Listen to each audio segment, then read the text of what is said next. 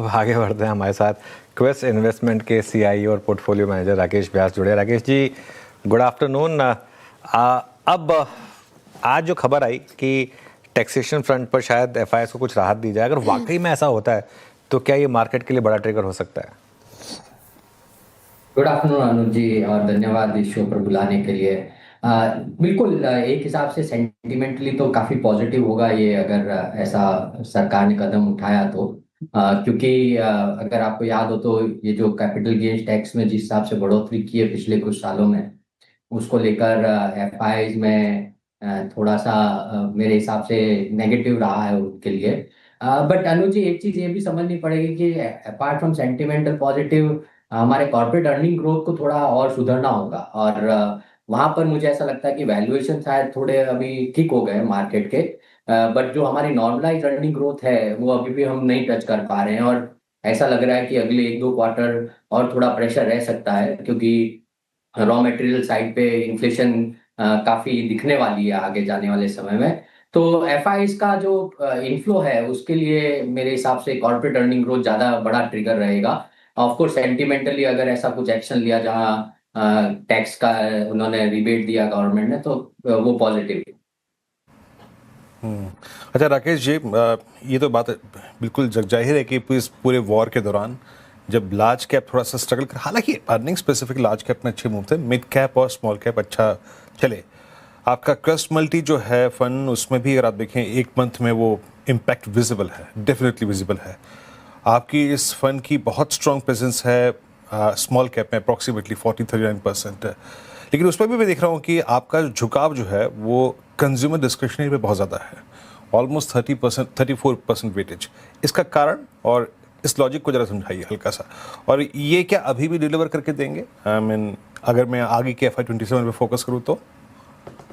धन्यवाद वीरेंद्र जी, और एकदम सही आपने इसमें कैप्चर किया है कि हमारा पॉजिटिव बायस जो है वो कंज्यूमर डिस्क्रिशनरी पे पिछले करीब 1.5-2 साल से ज्यादा रहा है। और उसके कुछ बुनियादी जो फैक्टर्स है वो अगर आप देखेंगे तो आरबीआई के liquidity infusion in the market से लगा के जो इंटरेस्ट रेट कट है, जो गवर्नमेंट का जो स्टेप पहले था इनकम टैक्स का, उन्होंने जो स्लैब चेंजेस किए और जो बेनिफिट दिया मिडिल अपर मिडिल क्लास, और जो जीएसटी का जो बेनिफिट मिला है, ये सारे पॉजिटिव ट्रिगर्स या फैक्टर्स है जिसको लेकर हम लोग अभी भी काफी पॉजिटिव हैं कि कंज्यूमर के हाथ में डिस्पोजेबल इनकम बढ़ी है। और जिस जब भी इस तरह का कुछ ट्रिगर होता है तो कंज्यूमर हमेशा अवे फ्रॉम स्टेपल्स, क्योंकि स्टेपल्स तो रोजमर्रा की जरूरतें हैं, तो उसकी जगह पे जहाँ डिस्पोजेबल इनकम ज्यादा होती है तो कंज्यूमर डिस्क्रिशनरी साइड पे ज्यादा जाता है। और अगर आप गवर्नमेंट का इंटेंट भी देखेंगे तो उनका फोकस इंफ्रास्ट्रक्चर से हट के अभी कंजम्पशन ग्रोथ को ड्राइव करने पे ज्यादा है,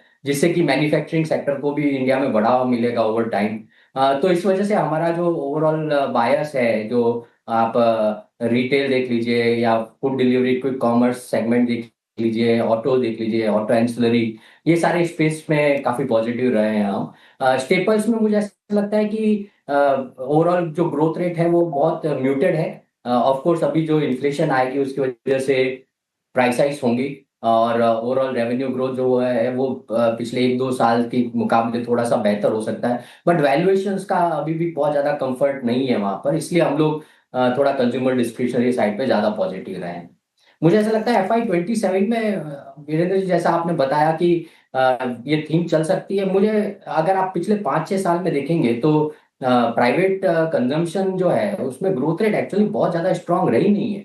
और ऐसी उम्मीद है कि ये जो सारे फैक्टर्स हैं इनका एक बेनिफिट धीरे धीरे करके कंज्यूमर यूज करने लगेगा। उसका एक प्राइमरी डेल्टा हमको दिख रहा है, जो क्रेडिट ग्रोथ के नंबर आ रहे हैं, बहुत स्ट्रांग नंबर्स हैं, उसमें रिटेल का सेगमेंट बहुत बड़ा है उसको लेकर। तो ये सारी चीजें इस तरह दिखाती है कि ये ग्रोथ जो है कंज्यूमर डिस्क्रिशनरी साइड पे जारी रहेगी। 1-2 क्वार्टर का ब्लिप आ सकता है, बिकॉज जैसा मैंने बताया इन्फ्लेशन एक बड़ा कंसर्न है, और नियर टर्म में अगर वो प्रेशर रहा तो हो सकता है कि थोड़ा सा पुल बैक हो जाए कंज्यूमर स्पेंडिंग को लेकर। ओके। राकेश जी, गुड आफ्टरनून। श्रेया बात कर रही हूँ। मैं भी सिर्फ पोर्टफोलियो देख रही थी आपका। इनफैक्ट कंज्यूमर डिस्क्रेशनरी पे तो आप हैं ही ओवरवेट, और उसमें भी देखने जैसा कि आपने जिक्र किया रिटेल और ये क्विक कॉमर्स स्पेस आपको ज़्यादा भाता है। विशाल मेगा मार्ट में देख रही थी आप की जो वेटेज है इसमें लगभग 5%, 4.5% के करीब करीब है।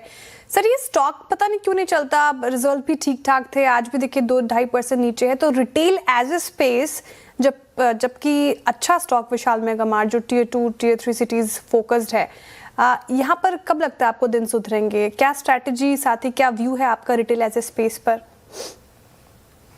धन्यवाद श्रेया जी। बिल्कुल, अगर आप रिटेल स्पेस में देखेंगे तो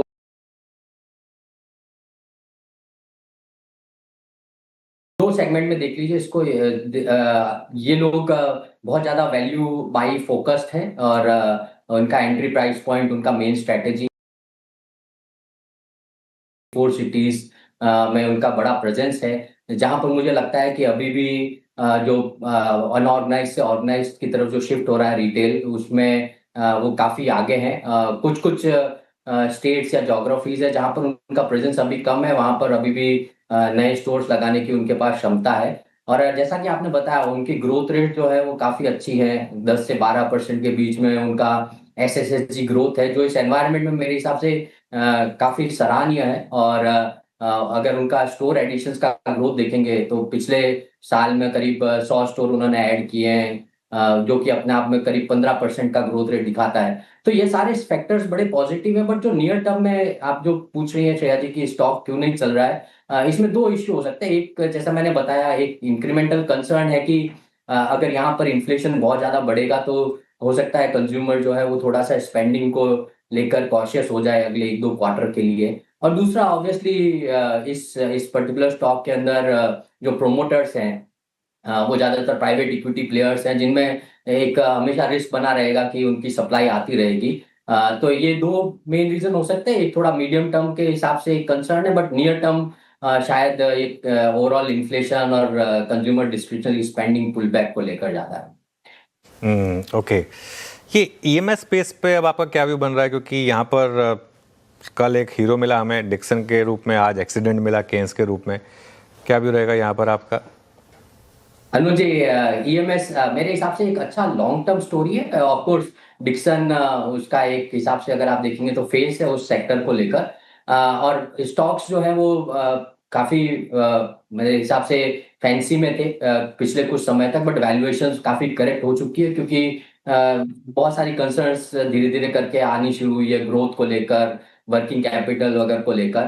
तो उस स्पेस में हम थोड़े टाइम तक स्पेस से दूर थे जब वैल्यूएशन बहुत ज्यादा थी, बट हमने रिसेंटली पिछले 4-5 महीने के अंदर एक स्टॉक है एवलॉन टेक्नोलॉजीज, उसमें हमने इन्वेस्टमेंट किया है। और मैं सिर्फ ये एग्जांपल के लिए बता रहा हूँ, ये कोई रिकमेंडेशन नहीं है, बट ये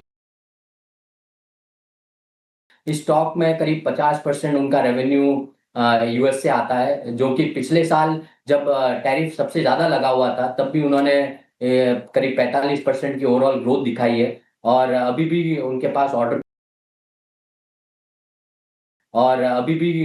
ऑर्डर बुक का विजिबिलिटी अच्छा है। और मुझे ऐसा लगता है कि वो स्पेस में एटलीस्ट इस नेम में ग्रोथ पोटेंशियल अगले 3-4-5 साल के लिए काफी स्ट्रांग है। तो हमारा बायस कुछ ऐसे स्टॉक्स को लेकर है जहां वैल्यूएशन कंफर्ट है और कम से कम अगले 2-3 साल का बहुत स्ट्रांग विजिबिलिटी दिखता हो। अच्छा, आखिरी प्रश्न पूछूंगा मेरी तरफ से। ये हेल्थ केयर में आप थोड़ा सा अपना वेटेज बढ़ाने का मन रखते हैं क्या, फार्मा या हेल्थ केयर में? और हेल्थ केयर में भी आपके पोर्टफोलियो में क्या है, मतलब क्या आप हॉस्पिटल स्टॉक्स को तवज्जो देते हैं इस वक्त? नहीं, बिल्कुल, हॉस्पिटल स्टॉक्स अभी थोड़ा करेक्ट हो चुके हैं, तो ये थोड़ा ऐसे अट्रैक्टिव लगने लगे हैं। बट हमारा थोड़ा बायस वीरेंद्र जी सीडीएमओ प्लेयर्स को लेकर थोड़ा ज्यादा है, जहां पर हमें लगता है कि अभी भी इंडिया के पास में एक बहुत बड़ी अपॉर्चुनिटी है धीरे धीरे करके ग्लोबल स्पेस में अपने आप को थोड़ा ग्रोथ ज्यादा दिखाने की। और उस स्पेस में हमारे पास एक कंपनी है जिसका यूएस, यूरोप और इंडिया में बड़ा मैन्युफैक्चरिंग बेस है। तो ये जो पूरा रिस्क आ रहा है, जहां पर हम धीरे धीरे करके डीग्लोबलाइजेशन देख रहे हैं या मेक फॉर कंट्री टाइप का जो नैरेटिव देख रहे हैं, उसमें वो फिर भी बहुत अच्छा प्लेस्ड है, जहां पर वो कस्टमर को इन सारी अलग अलग ज्योग्राफी से अपनी रिक्वायरमेंट कैटर कर पाएंगी। तो वो एक स्टॉक है जो जिसको लेकर हम थोड़े पॉजिटिव हैं। उसके अलावा हेल्थ केयर में और फार्मा सेक्टर में एक और कंपनी है जो एनिमल वेलफेयर और एपीआई मैन्युफैक्चरिंग करती है, उसको लेकर हम पॉजिटिव हैं। वो मेरे ख्याल से टॉप 10 में भी आता है, व्यास साइंटिफिक, जहाँ पर एक मर्जर के बाद में एक बहुत अच्छा ग्रोथ ट्रेजेक्ट्री हमको दिख रहा है नई लीडरशिप के अंदर, तो वो एक स्टॉक है जहाँ positive. Okay Rakesh ji, IT as a space जिस तरीके से गिरावट आई है स्पेस में, आप लोगों ने इस गिरावट में एक्सपोजर बढ़ाया है या फिर अंडरवेट है? नहीं, पिछले करीब 1.5 साल से श्रेया जी हम लोग अंडरवेट ही थे, बट जैसा कि आपने अभी पूछा, इसमें हमने एक्सपोजर अभी रिसेंटली बढ़ाया है। हमारे पास दो मिड कैप टाइप के नेम्स है, एक प्रोडक्ट कंपनी है ऑरेकल फाइनेंशियल सर्विसेज, जहां पर हमको अभी भी लगता है कि एक बड़ा अपॉर्चुनिटी है बीएफएसआई सेगमेंट में, और जिस हिसाब से अभी सारे रेगुलेशंस फाइनेंशियल सर्विसेज को लेकर स्ट्रिक्ट होती जा रही है, बहुत सारी regulatory agencies across the globe, OFSS के पास एक बहुत बड़ा अपॉर्चुनिटी है अपने प्रोडक्ट्स को मार्केट और सेल करने का। और दूसरा स्टॉक जो है वो mid cap IT services companies में है हमारा एक्सपोजर, जहां पर की वैल्यूएशंस काफी करेक्ट हो गए हैं सेक्टर के साथ में, बट ग्रोथ रेट अभी भी बहुत स्ट्रांग है। और रिसेंटली मैनेजमेंट की जो कमेंट्री रही है कि उनका फोकस कैश फ्लोज को लेकर बहुत ज्यादा है, मार्जिन इंप्रूवमेंट को लेकर उनका फोकस बहुत ज्यादा है, तो वहां पर हमें लग रहा है ये थोड़ा अट्रैक्टिव वैल्यूएशन है अलॉन्ग विद ग्रोथ, तो हमने अभी रिसेंटली उसमें एक्सपोजर थोड़ा सा बढ़ाया है। राकेश जी बहुत बहुत शुक्रिया, आप इस कार्यक्रम में शामिल हुए, आपके फंड पे धन्यवाद। आपके सुझाव पे बातचीत हुई, बहुत बहुत शुक्रिया इस बातचीत में शामिल होने